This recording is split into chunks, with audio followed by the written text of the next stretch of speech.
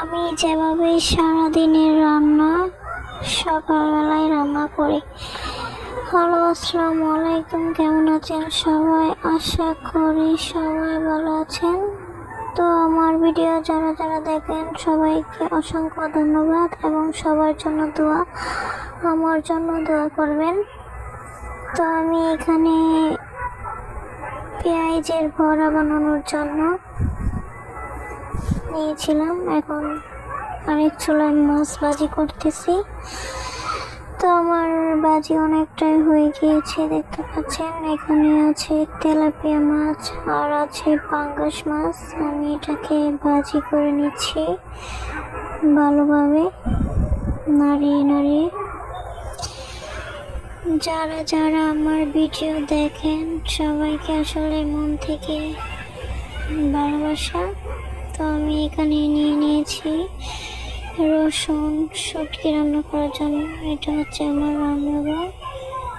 আমি এখানে মুগ জয়, অনেকে বটবটি বলে ডাকে, কেটে নিচ্ছি। দেখতে পাচ্ছেন আমার মাছ হয়ে গিয়েছে। মাছ ভাজি করা শেষ হলে মাছের ভর্তা করবো, তারপর অন্য কাজ করবো।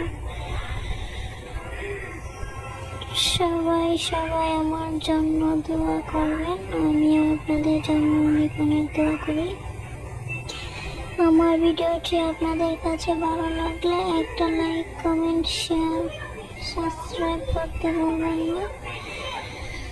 তো আমার ভাজি প্রায় অনেকটা হয়ে গিয়েছে। এখন আমি এটাকে উল্টিয়ে দেব যেন পুড়ে না যায়।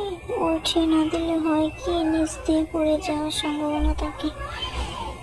তাই আমি এটাকে ভালোভাবে উল্টিয়ে দেব।